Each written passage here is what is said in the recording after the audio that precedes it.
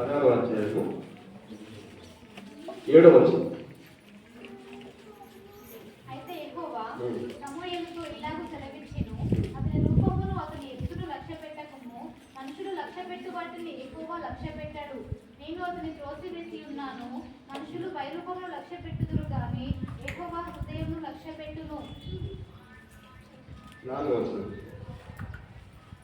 సమూయేలు యెహోవా ఇచ్చిన సెలవు చొప్పున బెత్లెహేమునకు వెళ్ళెను. ఆ ఊరి పెద్దలు అతని రాకకు భయపడి, సమాధానముగా వచ్చుచున్నావా అని అడగగా, అతడు సమాధానముగానే వచ్చి తిని, మీరు శుద్ధులై నాతో కూడా బలికి రండని చెప్పి యెష్షయిని అతని కుమారులను శుద్ధి చేసి బలి అర్పించెను. ప్రార్థన చేస్తున్నాం. పరిశుద్ధుడైన దేవా, జీవము గల తండ్రి, జీవాధిపతి యేసయ్యా, ఈ పరిశుద్ధమైన నామానికి వందనాలు, స్తోత్రాలు చెల్లిస్తున్నానయ్యా. దయగల తండ్రి, ధర్మశాస్త్రములో ఉన్నటువంటి ఆశ్చర్యమైన సంగతులను, గూఢమైన సంగతులను దేవా మాకు బయలుపరచండి తండ్రి. అయ్యా, మమ్మల్ని దినదినము నీ వాక్యం చేత కట్టండి. దినదినము నీ వాక్యం చేత మమ్మల్ని శుద్ధిపరచండి. మా ఇల్లును శుభ్రపరచుకున్నట్టుగా, మా బట్టలను శుభ్రపరచుకున్నట్టుగా మా బ్రతుకుని కూడా మేము శుభ్రం చేసుకోవాలి తండ్రి. అయ్యా నా తండ్రి, మా జ్ఞానం ఎంతటిది, మా తెలివి ఎంతటిది నాయన, ఈ లోకంలో మేము ఎంతటి వారమయ్యా. మేము నీకు భయపడాలి, నీకు లోబడాలి, నీ వాక్యానుసారంగా జీవించాలి. అప్పుడు మా జీవితంలో నీవు ఉంటావు, అద్భుతాలు చేస్తావు, ఆశ్చర్య కార్యాలు చేస్తావయ్యా. నీ సన్నిధి ప్రత్యేకంగా మాతో అయ్యా బిడ్డలతో నా తండ్రి దినవంతు మాతో మాట్లాడమని, మమ్మల్ని నడిపించమని, దీవించమని యేసయ్య నామములో ప్రార్థిస్తున్నాను తండ్రి. ఆమేన్. హల్లెలూయా. ఎంతమందికి ఉంది? హల్లెలూయా చెప్పండి. హల్లెలూయా, హల్లెలూయా. దేవుడిలో చాలా ఉత్సాహంగా ఉన్నారు. దేవుడు బిడ్డలారా, దేవుడిలో చాలా ఉత్సాహంగా ఉంటారు, చాలా సంతోషంగా ఉంటారు, చురుకుగా ఉంటారు. చురుకుగా లేకపోతే అపాయం మన మీదకి వస్తున్నది. ఇప్పుడు ప్రతి విశ్వాసికి సర్వంగా కౌశలం ఉండాలి, సిద్ధ మనసు అనే జోడు ఉండాలి, సత్యమైన దట్టు ఉండాలి, శ్రేష్ఠమైన వస్త్రం ధరించాలి. అంటే పూర్తిగా ఒక విశ్వాసి ఎవరయ్యా అంటే, ఈరోజు ఒక విశ్వాసి ఎవరు? సైనికుడు. ఒక విశ్వాసి ఎవరయ్యా అంటే, ఒక విశ్వాసి సైనికుడే. ఆ విశ్వాసికి దేవుడు ఇవన్నీ ఇచ్చాడు ఆయుధాలు. అవన్నీ ధరించుకున్న తర్వాత విశ్వాసం అనే డాలు ఇచ్చాడు. విశ్వాసం అనే డాలు పట్టుకున్న తర్వాత మనము ఏం చేస్తున్నాం తెలుసా? సాతాను యొక్క అగ్ని బాణములను మార్పివేస్తాం. వాని యొక్క కుయుక్తిని కానీ, వాని యొక్క స్వాభావికము కానీ, వాని యొక్క నడవడికని కానీ, వాడు మనకు మోసపడుతున్న విధానం కానీ, వాని లక్షణాలన్నీ కూడా మనము దేవుని యొక్క వస్త్రములను ధరించాము కాబట్టి, దేవుని మీద పూర్తిగా ఆధారపడి జీవిస్తున్నాం కాబట్టి, వాడు అగ్ని బాణాలు వేసినప్పుడు ఒక్క బాణం మనకు తగలలేదు, ఒక్క బాణం మనకు పుచ్చుకోలేదు. ఎందుకంటే మనము సర్వంగ కౌశములు ధరించుకున్నాము, సిద్ధ మనసు అనే జోడు తోడుకున్నాము, సత్యమైన దట్టి కట్టుకున్నాము. కనుక విశ్వాసంలో డాలు పట్టుకుని దుస్తుని అగ్ని బాణాలను ఆర్పటానికి వాడు ఎన్నో బాణాలు వేయబోతున్నాడు. వారి బాణాలన్నీ ఆరిపోతాయి. ఆమె చెప్పండి. హల్లెలూయా. మన దేవుడు గొప్ప దేవుడు అమ్మా.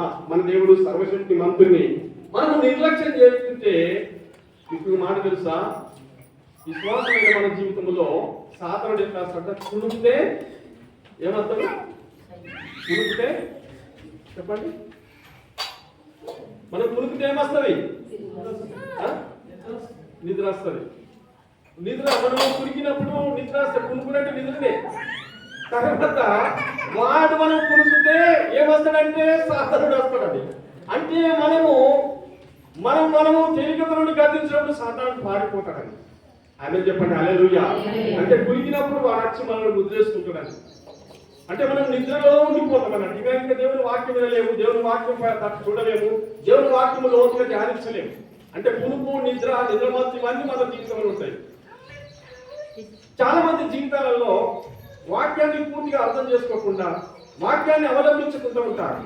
మీరు ఇక్కడికి వచ్చిన తర్వాత నిద్ర మాత్రం, సోమరి మాత్రం, చెంది మాత్రం ఇవన్నీ అన్ని కలుపుకొని వచ్చిన తర్వాత ఏడు వాక్యం వింటారు, నిద్ర వస్తుంది, మంచి నిద్ర వస్తుంది. ఇలాంటి వ్యక్తులు చాలా దరిద్రతకు గురైపోతారు. ఇలాంటి వ్యక్తులు సోమరితనం ఉన్న వ్యక్తులందరూ కూడా తిండికి కరువైపోతారు. ఇవన్నీ కూడా మనలో లేచి అనేది మనల్ని పైకి లేవకుండా చేస్తున్నాడు. అందుకాని బట్టి మనము సురుకుతనంతో ఉండాలి, జాగ్రత్తగా ఉండాలి. సైనికుడు ఎట్లుంటాడంటే చాలా జాగ్రత్తగా ఉంటాడు, కానీ ఎక్కడికి వెళ్ళి వస్తాడో అని చూస్తూ ఉంటాడు. అందుకే నేను చూసినట్టుగానే క్రైస్తవ జీవితం అంటేనే సైనికుడు. క్రైస్తవుడు అంటేనే యుద్ధ భూమిలో యుద్ధం చేసేవాడు, సాతాను శక్తులను తరిమి కట్టేవాడు. అందుకే మనము భారతదేశం కొరకు కావచ్చు, ప్రపంచ దేశముల కొరకు కావచ్చు, ప్రార్థన చేసుకోవడానికి కొరకు దేవుడు ఆ కౌశలము నీకు ఇచ్చాడు, ఆ ఆయుధము నీకు ఇచ్చాడు, ఆ యోగ్యత నీకు ఇచ్చాడు, ఆ తరం నీకు ఇచ్చాడని నమ్ముతూ ప్రార్థన చేసిన వారందరి జీవితంలో దేవుడు తోడుంటాడు. పిల్లలారా, ఈరోజు మనము చెప్పుకునే అంశంలో ముందుకు సాగుదాము. ఇక్కడ మీరు గమనించాలి, మీరు పిల్లలను అల్లరి చేయలేకండి.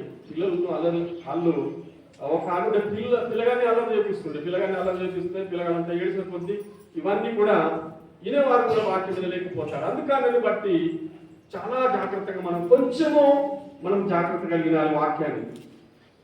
ఇక్కడ 7వ వచనం ముందు చదువుకున్నాము. అయితే యెహోవా సమూయేలుతో ఇలాగ సెలవిచ్చెను, అతని రూపమును అతని ఎత్తును లక్ష్య పెట్టకము. మనుషులు లక్ష్య పెట్టి వాటిని యెహోవా లక్ష్య పెట్టడు. నేను అతన్ని త్రోసివేసి ఉన్నాను. మనుషులు పై రూపమును లక్ష్య పెట్టుదురు గాని యెహోవా హృదయమును లక్ష్య పెట్టును. హల్లెలూయా. ఇక్కడ నీ జీవితంలో ఏమనుకుంటున్నావో నువ్వు అర్థం చేసుకోవాలి. ఈరోజు ఒక దేవుడు ప్రజలందరూ కలిసి సౌలు రాజును రాజుగా ఏర్పాటు చేసుకున్నారు. ప్రజలందరూ కలిసి సౌలు రాజు చాలా అందగాడు, చాలా హ్యాండ్సమ్ ఉన్నాడు, చాలా బాగున్నాడు, ఇశ్రాయేలు ప్రజలకు సాలినవాడు. మనం ఇశ్రాయేలు ప్రజల్లో ఇతన్ని రాజుగా చేసుకుంటే మన పరిపాలన బాగుంటుంది, మనము ఎవరినైనా గెలవచ్చు, ఎవరినైనా ఓడియచ్చు, మన జీవితంలో ఏదైనా మంచి జరుగుతుందని చెప్పి సౌలు మహారాజును రాజుగా ఏర్పాటు చేసుకుని పరిపాలన చేశాడు. సౌలు మహారాజు ఆయన చేసిన కొన్ని పొరపాట్లను బట్టి ఆయన దేవుని దృష్టిలో పడిపోయాడు. చేసిన కొన్ని కారణాలను బట్టి ఆయన దేవుడి నుంచి దేవుడు అతన్ని తీసివేశాడు. దేవుడు వీళ్ళు తప్పని దేవుడు దావీదును ఏర్పాటు చేసుకుంటానికి కొరకు లేఖనం రాయబడింది. ఇక్కడ మీకు దీనికి ముందు నేను చెప్పే మాట, అయితే యెహోవా సమూయేలుతో ఇలాగ సెలవిచ్చెను, అతని రూపమును అతని ఎత్తును లక్ష్య పెట్టకము. అతని రూపమును అతని ఎత్తును లక్ష్య పెట్టకము.